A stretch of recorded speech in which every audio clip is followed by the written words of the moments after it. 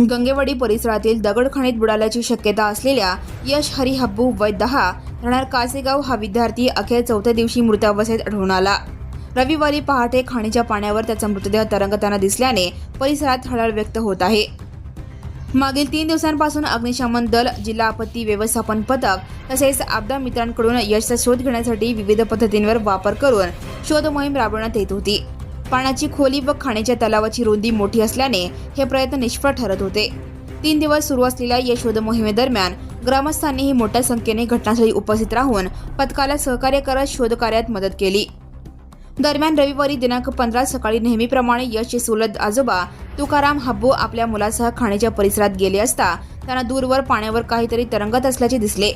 जवळ जाऊन पाहणी केली असता तो यशचा मृतदेह असल्याचे स्पष्ट झाले।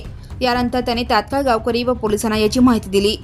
घटनास्थळी पोलिसांनी पंचनामा करून मृतदेह पुढील तपासणीसाठी सोलापूर येथील सिव्हिल हॉस्पिटलमध्ये पाठवण्याची प्रक्रिया सुरू केली। पोस्टमॉर्टमनंतर दुपारी यशवर अंत्यसंस्कार करण्यात येणार असल्याची माहिती ग्रामस्थांनी दिली। 4 दिवसापासून बेपत्ता असलेल्या यशचा मृतदेह आढळल्याने हब्बू कुटुंबावर दुःखाचा डोंगर कोसळला आहे। यशचा मृतदेह पाण्यावर तरंगताना पाहताच कुटुंबियांनी टाहो फोडला। या दुर्दैवी घटनेमुळे संपूर्ण कासेगाव परिसर शोकाकुल झाला आहे। यश हा अत्यंत हुशार व गुणी विद्यार्थी होता। त्याचे आजोबा भजन कीर्तनाशी जोडलेले असल्याने यश ही त्यांच्यासोबत भजन व कीर्तन कार्यक्रमामध्ये सहभागी होत असे।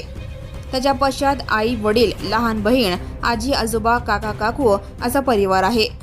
कुटुंबाचा उदरनिर्वाह शेती व मोलमजुरीवर चालत असल्याने या दुर्दैवी घटनेमुळे कुटुंबावर मोठे संकट कोसळले आहे। या घटनेनंतर शासनाने तसेच सामाजिक संस्थांनी हब्बू कुटुंबाला भरीव आर्थिक मदत करावी अशी मागणी ग्रामस्थ व नागरिकांकडून व्यक्त करण्यात येत आहे। Right now and press the bell icon. Never miss an